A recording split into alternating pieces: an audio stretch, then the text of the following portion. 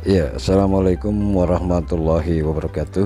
Sobat Terbang 7 di mana saja Anda berada. Baik, untuk video kali ini saya akan coba kembali mereaksi satu buah video tentang bahasa Indonesia, di mana tempo hari Profesor Malaysia yang begitu lantang menyatakan bahwa tidak ada bahasa Indonesia. Kemudian setelah mereka melakukan zoom kepada Dewan Bahasa di Indonesia, ternyata Profesor Malaysia, yaitu Profesor Dr. Komarudin, yang kemudian akhirnya tertunduk malu setelah mendengarkan penjelasan dari pakar bahasa Indonesia. Oke, untuk tidak berlama-lama saya akan coba reaction video ini dari channelnya Anak Labanse ya. Oke, rekan-rekan semuanya selamat mengikuti video berikut ini. Bahasa-bahasa di Papua juga ikut berpengaruh ke dalam bahasa Indonesia. Ini situasi yang tidak dimiliki oleh Malaysia, ya. Karena Malaysia kan kalau ditanya bahasa daerahnya mana. A few moments later. Semenjak digantinya status bahasa Melayu menjadi bahasa Indonesia melalui Sumpah Pemuda pada tahun 1928, hingga berlanjut di tahun 1945 setelah kemerdekaan, bangsa Indonesia menyatakan bahwa penggunaan bahasa yang sebelumnya bercampur baur antar bahasa daerah menjadi bahasa Indonesia. Pemerintah menetapkan bahasa Indonesia sebagai bahasa nasional resmi yang digunakan dalam berpidato maupun berkomunikasi antar sesama warga negara Indonesia. Bahasa Melayu yang terdapat di Indonesia sebelumnya dijadikan sebagai bagian dasar pembentukan bahasa Indonesia. Namun berbeda persepsi dengan profesor-profesor di Malaysia yang menganggap bahasa Indonesia adalah bahasa Melayu. Yang perlu diperhatikan adalah bahwa bahasa Indonesia merupakan gabungan dari sekian banyak bahasa yang terdapat di seluruh pelosok penjuru Indonesia, termasuk beberapa bagian dari bahasa asing. Hal ini dikarenakan bahasa Melayu kurang begitu dipahami oleh orang-orang yang berada di luar wilayah Melayu tersebut. Maka dari itu, sebagian besar warga Indonesia pastinya menolak bahasa Indonesia disebut bahasa Melayu. Perlu diketahui bahwa bahasa Indonesia bukanlah merujuk dari bahasa yang berakar dari bahasa Melayu Malaysia. Dalam pembentukan bahasa Indonesia, tidak sedikit pun menyinggung atau mengadopsi akar bahasa dari Melayu Malaysia. Berikut pernyataan dari Profesor Endang Aminuddin Aziz.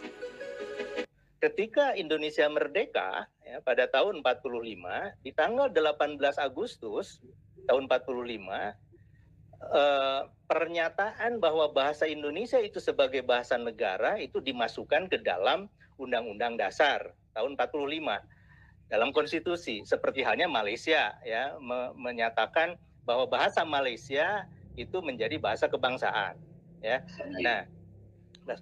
Nah ini saya baru tahu kalau kemudian pada tahun 86 tadi disampaikan oleh Prof. Kamarudin itu berubah menjadi istilahnya menjadi bahasa Melayu gitu ya. Baru kali ini saya tahu.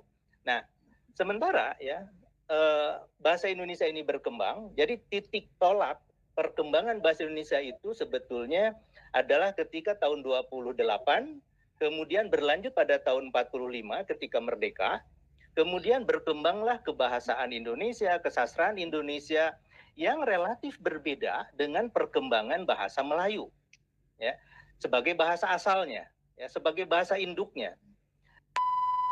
Nah, bahasa Indonesia itu berkembang, saya menyebutnya jauh.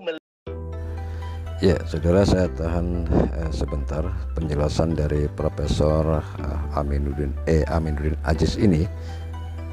Beliau adalah seorang ahli bahasa Indonesia yang menyatakan bahwa benar bahasa Indonesia itu berasal dari bahasa Melayu, tapi sejalan dengan perkembangannya maka bahasa Melayu kemudian berubah menjadi bahasa Indonesia. Jadi tidak benar dan tidak sama jika bahasa Melayu dikatakan sebagai bahasa Indonesia. Oke, rekan-rekan, coba kita lanjut lagi video berikut ini. Lebihi asal muasalnya begitu ya, karena bahasa Indonesia itu setelah penetapan status ya perencanaan statusnya diangkat menjadi bahasa negara, itu dikembangkan korpusnya. Nah, melalui korpus ini kami punya mengembangkan kamusnya, mengembangkan ejaannya, mengembangkan tata bahasanya, begitu. Yang semuanya ini kami sebut dalam nama bahasa Indonesia. Sementara yang namanya bahasa Melayu bagi orang Indonesia itu adalah salah satu dari 718 bahasa daerah. Jadi ketika misalnya kita menyebut bahasa Melayu, asosiasinya itu adalah bahasa daerah. Ya. Nah, bahasa Melayu menurut catatan kami di Badan Bahasa itu di Indonesia ini ada 87 dialek. Ya. Jadi bisa dibayangkan dari barat sampai ke timur, ini bahasa Melayu ini sudah banyak sekali ragamnya gitu ya. Perbedaan dari masing-masing dialek juga kelihatan gitu. Nah, ada 87 ragam dialek bahasa Melayu. Jadi ketika misalnya dikatakan, oh mari kita perkasakan, mari kita jayakan bahasa Melayu menjadi bahasa antar bangsa, menjadi bahasa internasional, ya pasti saja kami akan menolak begitu. Karena mengapa kami harus menggunakan istilah itu? Karena bagi kami ini adalah bahasa Indonesia, bukan bahasa Melayu, bukan bahasa Malaysia. Kalau misalnya mau disebutkan, oke, kita sekarang bekerja bersama-sama menyebutkan bahasa Indonesia dan bahasa Malaysia atau bahasa Melayu bagi orang Malaysia, ya, itu tidak ada masalah, ya. Tetapi kalau menyebut salah satu, nah ini pasti jadi masalah. Seperti halnya pengakuan ya dan pernyataan langsung dari Perdana Menteri ya Malaysia waktu hari Jumat bertemu dengan Presiden Joko Widodo mengatakan Presiden Joko Widodo sudah bersetuju. Ya kami tentu saja kelimpungan ya. Kami bingung gitu. Dari mana ini asalnya? Karena ternyata Menteri Luar Negeri pun mengatakan memang ada usulan itu tapi akan kami pelajari ya secara mendalam. Kemudian pada hari berikutnya, minggu berikutnya, Menteri Pendidikan, Kebudayaan, Riset dan Teknologi secara resmi mengatakan penolakan. Ya, nah ini sesuatu yang wajar. Karena apa? Masalah harga diri ya bangsa Indonesia kok kenapa tiba-tiba gitu mengusulkan bahasa Melayu? Bagi kami ya pasti akan harus bahasa Indonesia. Tentu kalau misalnya usulannya itu dua-duanya gitu ya, bahasa Indonesia, bahasa Melayu mungkin tidak akan terlalu panas ya reaksinya gitu. Itu yang pertama. Yang kedua, perkembangan bahasa Indonesia itu berbeda dengan perkembangan bahasa Melayu yang di Malaysia. Ya. Bahasa Indonesia itu meminjam, menyerap istilah untuk pengayaan kosakatanya, vocabulary-nya tadi seperti Prof. Ari katakan, itu dari bahasa-bahasa asing ya. Apakah itu bahasa Inggris, bahasa Belanda, bahasa Portugis, bahasa Arab, bahasa Cina, bahasa Jepang, dari berbagai banyak bahasa. Nah, itu satu sisi. Di satu sisi lain, pengayaan kosakata ini terjadi dari ratusan bahasa, ya, mungkin belum semua, belum 718-nya gitu ya, dari ratusan bahasa yang ada di Indonesia. Itu sebagai bahasa-bahasa daerah. Nah, yang terutama mempengaruhi itu adalah bahasa Jawa, misalnya. Kemudian bahasa Sunda, ya. Kemudian bahasa Madura, bahasa Banjar, ya. Dan juga bahasa-bahasa yang lain, ya, yang ada di Indonesia. Bahkan mungkin bahasa-bahasa di Papua juga ikut berpengaruh ke dalam bahasa Indonesia. Ini situasi yang tidak dimiliki oleh Malaysia, ya. Karena Malaysia kan kalau ditanya bahasa daerahnya mana gitu. Nah, pengayaannya kan tidak seperti itu. Nah, oleh karena itu tadi saya mengatakan bahasa Indonesia ini sudah jauh berkembang ya dari bahasa asalnya, bahasa Melayu gitu ya. Dan sekarang sudah bisa unjuk diri gitu sebagai satu bahasa yang stabil begitu ya, dan berkembang dengan sangat sehat gitu. Nah, penuturnya sendiri gitu ya, itu sudah banyak sekali tentu saja bila dibandingkan dengan penutur bahasa Melayu yang menurut catatan riset dari etnolog misalnya ya, di bulan Desember 2021 etnolog ini menerbitkan laporan penutur bahasa Indonesia itu ada 199 juta. Sementara penutur bahasa Melayu ya itu 19 juta. Ya. Jadi ini perbedaan yang sangat jauh.